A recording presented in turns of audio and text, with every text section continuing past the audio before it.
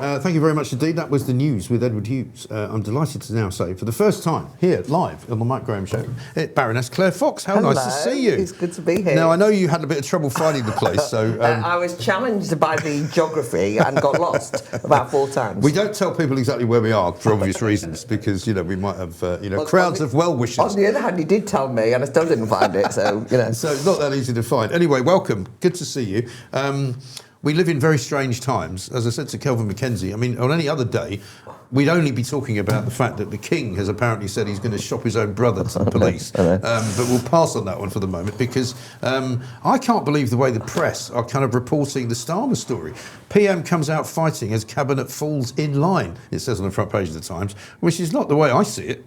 Well, I think he has come out fighting, in as much as he went in and he said, I've never lost a fight yet. Yeah.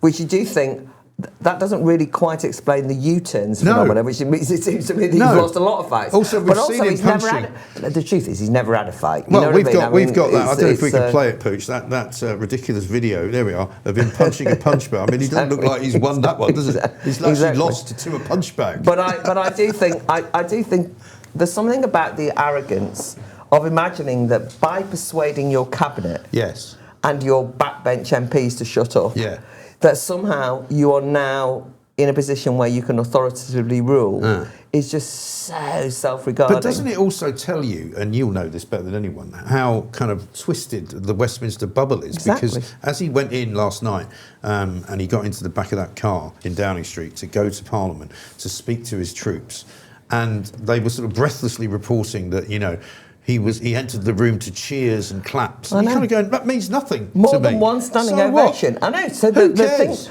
the people who've got lost in this whole conversation are the voters. Yeah. And the truth is that this latest scandal, we should not allow to drown out a whole period of scandals. I mean, this isn't the only scandal.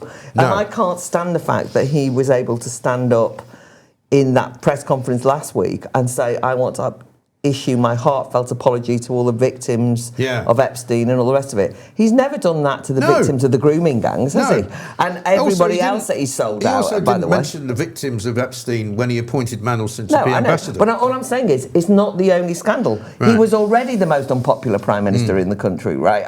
Historically. Yes. He actually has no authority to govern. No. And he has very little support within his own party, but certainly the voters have turned against him. Right. So the idea that he says, how dared the press have a go at me, I've made my apology, let me carry on. Yeah. And then they start saying things like, we're going to bring it, we've done, breakfast clubs. And if they say breakfast clubs again, I'm going to whack them. Seriously. It's the whole thing is ridiculous. ridiculous. And also they're still telling lies about the NHS. I mean, it was only the other day, I think it was David Lammy, at Prime Minister's Questions when Starmer was away, who repeated the lie, we've reduced the waiting lists by 86,000, which we now know to be completely untrue. Completely because they're the books. literally just crossing names off. Yeah, removing dead people. Yeah. I mean, it's hard to believe that you would get away with that. I know. So that I'm simply saying that the Epstein scandal, the Mandelson scandal is shocking. Yeah. But we shouldn't allow it to be the only thing on which he's held to account. I mean, I watched Newsnight last night because I do watch the BBC. Do you know from you're the time second person? Kelvin said that. I said, well, you must be one of 5 people watching. He said, no, they've gone back up in his estimation. They have gone back up. But anyway, I watched it, and you had Baroness Helena Kennedy and Phil Collins, who was a Blairite, worked at Number 10. Not the Genesis drummer. Not the Genesis drummer. That would have been more interesting. But anyway, and he's the editor of Prospect magazine now. Okay. And they were basically having this completely complacent smug. He's survived. He's going to go out there. And I thought, this is like you lot are so inward-looking that you cannot imagine that there's a country of people tearing their hair out. There was kind of gaslighting and... Who can't afford the weekly shop, basically. No, exactly. Who are worried about the council tax going up. Who are worried possibly about if they've got a business, the business going under.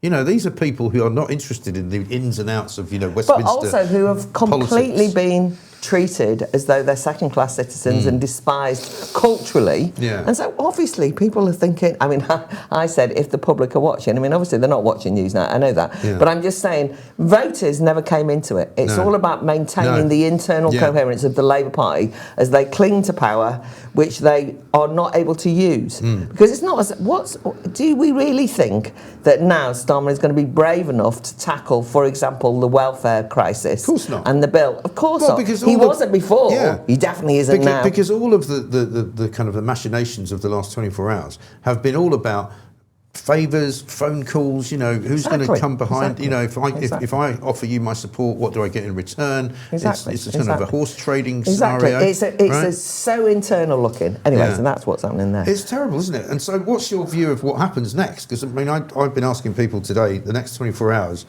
I mean, I wouldn't be surprised if he goes. I mean, I suspect he now thinks, if he's looking at headlines like that this morning in the Times, he's going to go, well, I think we've dodged a bullet. I think we're all right for a couple of days. He's enough, and they haven't got an alternative, let's be honest. And there is no one in the wings. And the Labour MPs haven't got enough balls, have they, to have a go? No. One of the things that we've seen, I just said, was the cowardice of the people who were obviously critical of him, have all been on the phone texting and messaging journalists and saying he's got to go, and then suddenly they get in a room and they go, oh, we don't know what to do. So they just haven't got the courage, and they carry on. So what's going to happen is he'll cling on for a while. But that's not the same as governing. Look, if this were some internal row in the Labour Party, none of us would care.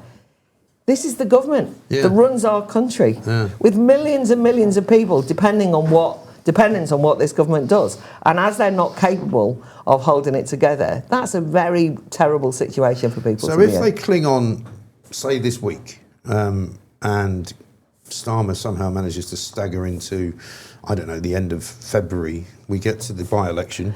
They'll survive the by-election, I think, because the by-election, they're already spinning and saying, oh, you know, lots of governments have survived losing by-elections, right? I think May is different. Yeah. And it depends what happens in May. I mean, we can all assume that it's going to be Reform's Day in the sun. But Reform can't be complacent either. No. And so consequently, it could be very messy, and we don't really know. Well, also, Reform are now in that place, aren't they, where if they don't win, for example, in Gorton, it will be a failure. That's Which right. it shouldn't be, really. No, it shouldn't be. But it's like Caerphilly, right? It's like what happened in Caerphilly, where you kind of... and I've got, you know, extended family in Caerphilly, and they were so upset and disappointed, and it felt like they'd been told it was a done thing, then they didn't get it. Right. Now, actually, they'd gone from 0 to having a huge vote. Yeah, right. But nonetheless, that's a problem, I think, for Reform, isn't it? And similarly in May, you know, if they don't sweep the board and if they don't, you know, take control of every single council in Britain, everyone will go, oh, so we think they've plateaued now. It sort of depends what the narrative is. But one of the problems for the Labour Party, seriously, is that there is no one obvious to replace Starmer. I mean, even within their own terms, right?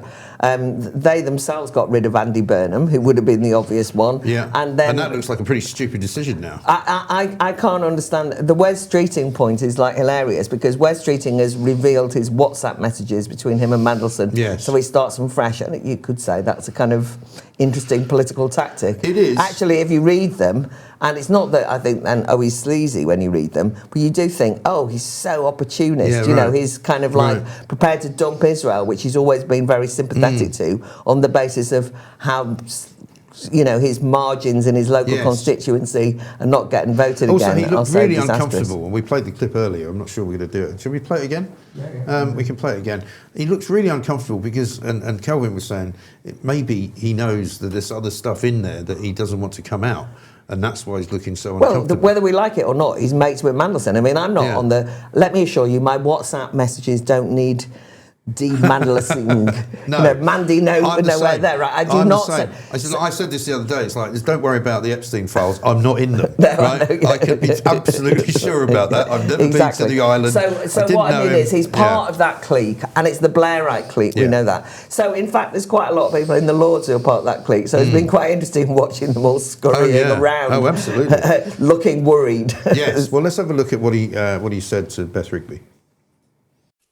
I've got these messages here, and I've only just, to be honest, Wes, I'm literally just reading them shortly before you came in. But there is a lot of genuine intimacy here and friendship. You know, Wes to you, to Peter, great pitch, lovely photos in the time Peter sends you a kiss. There's well done on the BBC. This is Peter Mandelson to you in June 25. I'm literally reading them as I go along. Well done on the BBC, very good kiss. Are you planning to visit the US this year? You hope so, exclamation mark, kiss. Are you embarrassed by that? I mean, that's quite an intimate friendship, isn't it? No, look, an intimate friendship with Peter Mandelson. Look, I'm There's dozens and I'm very dozens happy of, to. But there are dozens and dozens of messages here. And people will be able to read them. What I felt I saw over the weekend was this implication that somehow I had something to hide, and that there were going to be very embarrassing or damaging messages coming out. Now, do I resile from friendship with Peter Mandelson? Yes, absolutely, given his behaviour and what he's done. Do I resile from those messages? No. How embarrassed are you by these WhatsApps between you and him? I'm embarrassed to have known Peter Mandelson. I hope that, more than anything else actually in those messages, I hope I haven't caused either embarrassment or discomfort for my cabinet colleagues. So Wes Streeting there saying he doesn't want to cause any discomfort for his cabinet colleagues. I think it may be a bit late for that. Charlie Faulkner, let's talk about him, because he is, of course, Lord Faulkner. He was one of the great creators of the Blair movement, wasn't he? Because he employed Tony Blair and Cherie Blair in his chambers, I think, well, way it's back just when. it's quite interesting, because the Lords is full of people who are mates of Mandy. Yeah, right. And when I first went into the Lords, you'd sort of see he was like a dark presence. He never spoken anything, but he kind of like hovered around the Labour benches. And to be honest with you, a lot of them looked intimidated. But anyway, because he's known to be quite a vindictive individual, and also he's been manipulated. You know, he was. That's a few years ago, if you see what I mean. Anyway, so he was obviously somebody that people were slightly intimidated with. That's my view, or mates with, right? So one of those people is, yes, Lord Faulkner, Charlie Faulkner. And the significance of this is that, and there's also, is it Lord Liddell, Roger Liddell, who has regular gatherings, Wes Streeting goes to them, meals, where they all sit round and plan Labour strategy. And apparently they were very influential in getting Labour elected. They're part of that strategy. And, you know, Morgan McSweeney'd be at the dinners, and they have regular gatherings. So he's Lord Liddell. And so there's you know, Neil Kinnock, and there's a big crowd of them, right? Anyway, the reason why this is significant is because Lord Faulkner is the person who has been pushing through the assisted dying bill in the House of Lords. And of course, people will have maybe followed this story, because the public story is that the Lords are filibustering and trying to stop this bill getting through. Right. But the truth is, this is a corrupt story, isn't it? The Prime Minister of our country, Keir Starmer, tells Esther Ranson, a celebrity, that yes, he will get through an assisted dying bill. That's not how you're meant to decide policy, by the way. Doesn't put it in a manifesto, but he does make a big public fuss about it. To happen. Yeah, and also famous person. And so then they sponsor, there's a private members bill. Government have got nothing to do with that, apparently. But actually, it's got all the hallmarks of somebody very senior in Labour who pushing it through. And it arrives in the Lords. And I really do think that Peter Mandelson's friend, Lord Faulkner, Charlie Faulkner, thought that it would just be, that we'd all just be a pushover. Just a rubber stamp, They were able to say, oh, it's just a bunch of old kind of cranks and Christian types. And suddenly, actually, there's a genuine cross-party gathering of people who say, even if I agree with assisted dying in principle, this bill is not fit for purpose. Right. And so we've held it to account and scrutinised it. But they have gone absolutely apoplectic. But the way that they've done it is by briefing the press. They basically, we now have more time on a private member's bill than has ever been spent on anything. They're threatening the Parliaments Act, which would then force it through the next administration. But I think as the chief cheerleader of this in a senior place is in fact Keir Starmer, that might not go so well. But I just don't like this kind of cabal of people, and they're used to getting their own way. And I think that Lord Faulkner, he's obviously passionate about assisted dying, fine, but I can't bear that we make our speeches, I write my speech, I worry about what I'm going to say. It's an important issue whether the state should have the right to hand you poison. Right. I And mean, it's this has coming got- across as it well means- as a bit of a middle-class endeavour, it seems to Yeah, me. That, yeah. you know, rope in the Times, you know, rope in some influential columnists who might be, you know, a bit posh, who can say, oh, of course we should have this. Why wouldn't you want it for your Yeah. elderly mother?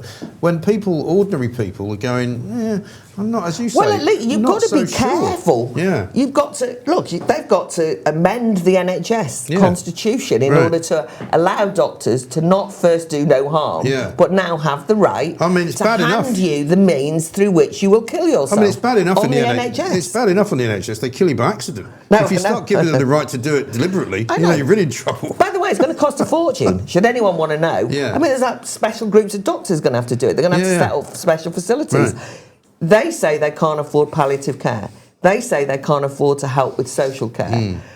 Somehow they're going to find the money to run a service that can help you end your days and kill yourself. And by the way, it's the campaign group behind it's called Dignity in Dying. Well, the truth is, it does not provide this beautiful, blissful No. death, right? No. As I say, you have to ingest poisonous materials. But also, I think that we've got to say, as a society, we're going to do absolutely everything to make the obvious tragedy of somebody dying as comfortable as we can. Yeah. And I want to spend the money on that. Yeah. I want it to go on hospices, Yeah. on better medical interventions, not encouraging a bunch of doctors to actually help you put end you to it. death, And by yeah. the way, somebody with Down syndrome, somebody who's got pre-dementia and doesn't quite understand what's going on, they can be eligible. Yeah. I mean, seriously, there's it's definitely- irresponsible. There's definitely something Scary. not right with it. Definitely something not right. We'll have to talk about it some more because we're out of time, unfortunately. Claire Fox, great to see you. It's been lovely to be here. Thank I know you you know very where much we are. indeed. You can pop down I- a bit more regularly. You know. I can possibly get here on time, Mike. No, not at all. I mean, thank Fantastic. you very much for having me. Great and to good see luck with you. the rest of the programme. Always great to see you. Thank you very much indeed. Coming up, we're going to be speaking to Layla Cunningham, who, of course, is